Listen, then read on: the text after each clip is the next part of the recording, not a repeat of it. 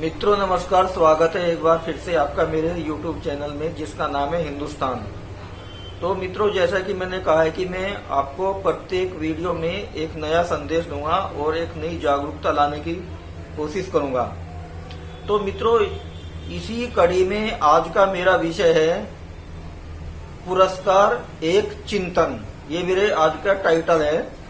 तो मित्रों, इससे पहले कि मैं आपको बोलना शुरू करूं, कृपया करके जिन लोगों ने मेरा YouTube चैनल सब्सक्राइब ना किया हो, कृपया करके आप मेरे YouTube चैनल को सब्सक्राइब कर दीजिए और साथ ही बेल आइकन को प्रेस करना ना भूलें। तो मित्रों, मैं आता हूं अपने मुख्य विषय पर, जिसका विषय है पुरस्कार एक चिंतन, एक नई सोच, एक नया विचार। तो मित्रों, ये आज के समय पे एक बहुत बड़ा गंभीर विषय है पुरस्कार वितरण, जिसपे जनता का कभी ध्यान नहीं जाता, ना ये जनता में कभी विषय बनता है।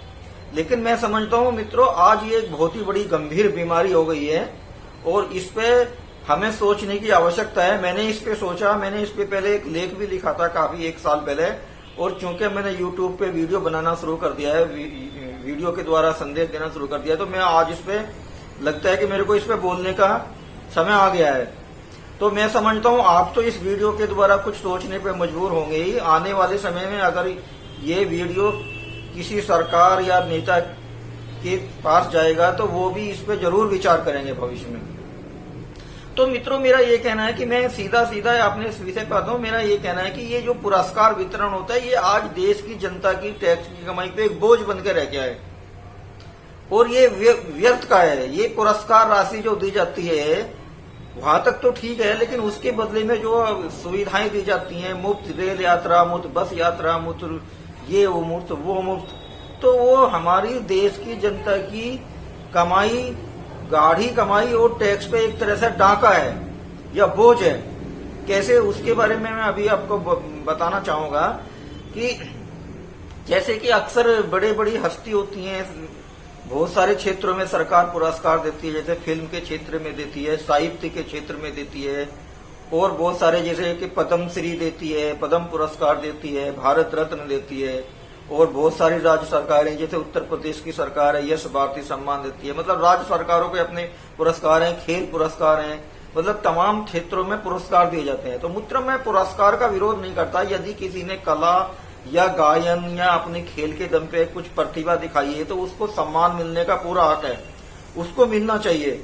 लेकिन जब उस सम्मान के बदले उसको बहुत सारी सुविधाएं दी जाती हैं, जैसे मुफ्त रेल यात्रा, बस यात्रा, ये सुविधा वो सुविधा, तो तब वो पुरस्कार हमारी जनता पे या हमारे देश पे बोझ बन के रह गया है। मैं समझता हूँ आज ये पुरस्कार हमारे लिए बहुत बड़ा बोझ बन के रह गए हैं। तो भाई, मेरा कहने का मतलब ये कि जब भी किसी को पुरस्कार दो, पुरस्कार देते समय उसको एक धनराशि दो और आप उसको सर्टिफिकेट दे दो, बात खत्म हुई। लेकिन उसके बाद में क्या है कि वो आजीवन वो मुफ्त रेल यात्रा करेगा, मुफ्त बस यात्रा करेगा। भाई, बाप का माल है क्या कि आपने पुरस्कार का अपने किसी आदमी को दिया, लुटा दिया है? तो क्या ये देश की जनता पे बोझ नहीं है? तो सम्मान का मतलब तो ये कि उसको सर्टिफिकेट दे दिया, उसको सम्मानित कर दिया आपने, बुला के सबके सामने हो गया सम्मान।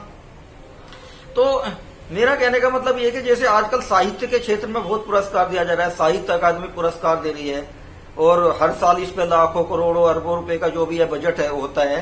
तो मेरा ये कहना है कि भी ये जो आज के टाइम में जो साहित्य, ये साहित्यकार साहित्य लिख रहे हैं, तो उस साहित्य के द्वारा आज की देश की जो युवा पीढ़ी है या देश को कौन सी सामाजिक या आर्थिक दिशा मिल रही है, या वो कौन सा साहित्य लिख रहे हैं जो आज के जो युवा पीढ़ी है उसको प्रेरित नहीं कर पा रहा है या उनकी समझ में नहीं आता है। अगर उनका पुरस्कार है देश की जनता को या युवा पीढ़ी को दिशा और दशा नहीं मिल रही है या हमारे किसी काम का नहीं आ रहा है, तो फिर ऐसे पुरस्कार की हमें क्या जरूरत है? और फिर ऐसे जो लेखक होते हैं उनको हमें पुरस्कार करने की क्या जरूरत है कि उनको वो सरकार पुरस्कार दे और फिर वो हमारी छाती पे बोझ बन के मरने तक बैठ जाएं पुरस्कार के नाम पे लेके। अब उदाहरण के लिए आप देखिए कि सचिन तेंदुलकर को लीजिए, उनको भारत रत्न का पुरस्कार सरकार ने दिया। भाई, भारत रत्न का पुरस्कार दिया, सम्मान दिया, ठीक है। सचिन तेंदुलकर ने खेल में अपने नाम किया तो सरकार ने उनको भारत रत्न दे दिया, मैं उसका विरोध नहीं कर रहा। लेकिन उसके बाद में सचिन तेंदुलकर को भारत रत्न के पुरस्कार के बाद में मुफ्त रेल यात्रा, मुफ्त बस यात्रा, मुफ्त हवाई यात्रा, यहाँ कहीं स्टेशन में जाएगा, कहीं लॉज में रुकेगा तो वो सब सरकारी खर्च, कहीं टूरिज्म पे जाएगा तो वो सरकारी खर्च। अरे तो भाई आप ये बताइए कि सचिन तेंदुलकर ने क्रिकेट से इतना धन कमाया है, तो क्या वो अपने लिए हवाई यात्रा या रेल यात्रा या कहीं घूमने जाता है तो होटल का प्रबंध नहीं कर सकता? तो उसके लिए सरकारी खर्च क्यों? जब तक सचिन तेंदुलकर जीवित रहेगा तब तक सरकार के खर्चे पे रहेगा। तो ये तो गलत है भाई। पुरस्कार आपने दे दिया तो ये तो मरते दम तक हमारे सरकार पे बोझ हो गया, हमारे टैक्स पेयर पे। तो ये तो गलत चीज है। तो भाई एक जो आदमी सक्षम आदमी है उसको सरकार इतनी क्यों सुविधा दे रही है हमारे टैक्स पे? तो क्या आपको नहीं लगता कि ये भारत रत्न का जो पुरस्कार है सचिन तेंदुलकर, ये हमारे ऊपर बोझ है या हमारी जेब पे डाका है? क्योंकि फाइनली तो हमारे टैक्स के पैसे से ये पुरस्कार की ये सारी सुविधा दी जा रही है। भाई इनको आजीवन पेंशन है, ये चीजें वो सब क्यों दी जा रही है? भाई आपने पुरस्कार दे दी, सम्मान कर दिया, बहुत है, हो गया, इतना काफी। इसके अलावा भी देखिए बहुत सारे पुरस्कार राज्य सरकार देती है। जैसे कि उत्तर प्रदेश में समाजवादी सरकार ने एक यश भारती पुरस्कार स्टार्ट किया था, जिसमें 50,000 रुपए मासिक पेंशन थी और पुरस्कार राशि थी और प्रशस्ति पत्र था, जिसको क्या है उसके लिए उन्होंने अमिताभ बच्चन को भी दिया। अब बताइए अमिताभ बच्चन को 50,000 रुपए से उत्तर प्रदेश सरकार से मासिक लेने क्या जरूरत है? वो अमिताभ बच्चन इतना सक्षम आदमी है। उसके अलावा एक एक्टर है नवाजुद्दीन सिद्दीकी, उसको भी यश भारती पुरस्कार दिया उत्तर प्रदेश की सरकार ने अपने राजनीतिक हितों को देखते हुए, और उसको भी 50,000 रुपए की मासिक राशि। अरे भाई ये 50,000 रुपए की मासिक या ये जो नेता या सरकार बांटता है क्या उसकी जेब से आती है? ये सब हमारी सरकार का, हमारी जनता का पैसा। आप उसको अपने क्षेत्र या अपने पसंदीदा आदमी को पुरस्कार देकर हमारी जनता जेब पे डाका डाल रहे हो, अब उसको सम्मानित कर रहे हो। ठीक है, आपने सम्मानित कर दिया, उसको प्रशस्ति पत्र दे दिया, सर्टिफिकेट दे दिया, ठीक है, हो गया सम्मान, या एक मुश्त एक बार अपने राशि दी। आप मरते दम तक हमारी छाती पे उसको मूंग दलने के लिए बैठा रहे हो या उसको हमारे टैक्स पेयर पे बैठा रहे हो, तो ये तो गलत बात है, तो हमारे लिए बोझ है। तो अक्सर क्या है, पुरस्कार मिलते किसको हैं? पुरस्कार उनको मिलते हैं जो सरकार समर्थक होते हैं, सरकार की विचारधारा का समर्थन करते हैं। तो आप देखिए कि पहले के टाइम में, कांग्रेस के टाइम में, जब जो उनकी विचारधारा की समर्थक थे तो उनको पुरस्कार मिलते थे, और आज जो वर्तमान सरकार है जो उनकी विचारधारा का सम्मान करते हैं उनको पुरस्कार मिल रहे हैं। तो इसका मतलब पुरस्कार में पक्षपात होता है, मतलब योग्य व्यक्ति जो वो तो पुरस्कार मिल ही नहीं पाता। तो मेरा ये कहने का मतलब ये है कि भाई पुरस्कार ठीक है, तो भाई अब देखिए इन पुरस्कारों की क्या होती है कि जैसे ये पुरस्कार लेते हैं तो जब किसी एनजीओ को या किसी आदमी को इनकी जरूरत होती है या देश में स्थिरता लानी होती है या सरकार के खिलाफ आंदोलन खड़ा करना होता है, तो जैसे कि आजकल एक बड़ा लिबरल गए वामपंथी गए में, तो जैसे ही कुछ होता है तो ये क्या करते हैं कि पुरस्कार को वापस करना शुरू कर देते हैं।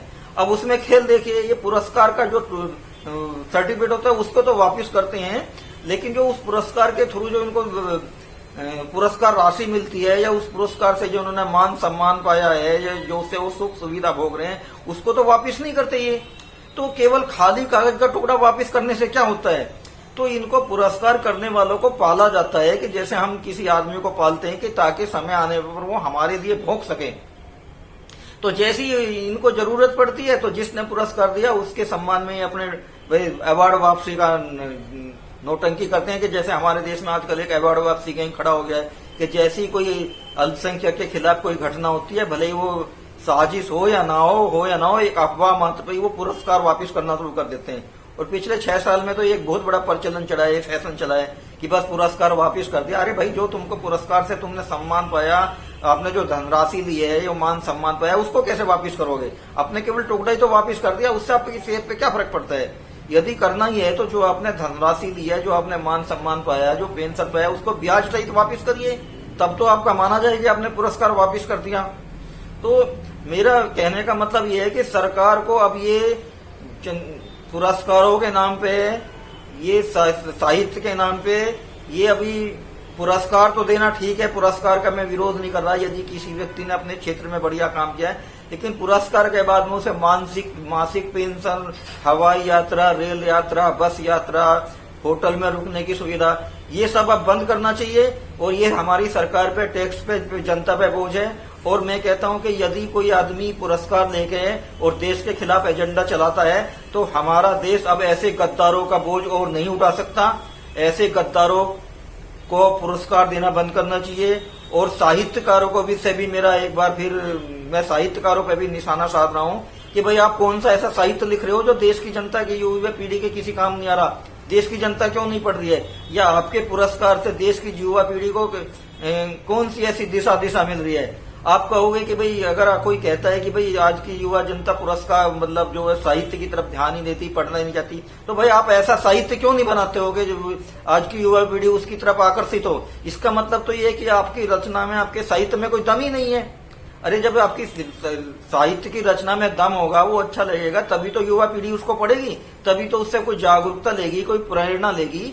कि खाली केवल अपने अपने मन के विचार लिख दे, उल्टे दे और उसे उठा के अपने पुरस्कार ले लिया, भाई हो गए आप लेखक, गायक या जो भी है फिल्मकार है। तो मैं इस वीडियो के माध्यम से प्रशासन को या सत्ताधीशों को ये संदेश देना चाहूंगा कि अब ये पुरस्कार के नाम पे जो भी खेल है आप इसको बंद करिए और देश की जनता पे ये टैक्स जो पेयर है उस पर ये बोझ मत डालिए। ठीक है, आप पुरस्कार दीजिए, आप उसको प्रमाण पत्र दीजिए और हो गया काम। आप उसको ये हवाई यात्रा, रेल यात्रा, मरते दम तक पेंशन, ये सब देने की जरूरत नहीं है। इसी के साथ मैं समझता हूं कि पुरस्कारों का क्या खेल हो रहा है, या जो मेरा विषय था पुरस्कार एक चिंतन, मैं समझता हूं इसके द्वारा आपको समझ में आ गया होगा और मैं समझता हूं आप मेरी इस बात से सहमत होंगे। तो मित्रों, इसी के साथ ही मैं इस वीडियो संदेश को समाप्त करना चाहूंगा और साथ ही मैं आपसे एक बार फिर प्रार्थना करना चाहूंगा कि जिस व्यक्ति या जिस मित्र ने मेरा यूट्यूब चैनल ये हिंदुस्तान सब्सक्राइब ना किया हो, कृपया करके आप मेरे इस यूट्यूब चैनल को सब्सक्राइब कर दीजिए और हाँ, बेल आइकन को प्रेस करना ना भूलें। तो मित्रों, मैं मिलता हूँ आपसे एक नए संदेश के साथ, एक नई वीडियो के साथ। तब तक के लिए मेरा आपको जय हिंद, भारत माता की जय।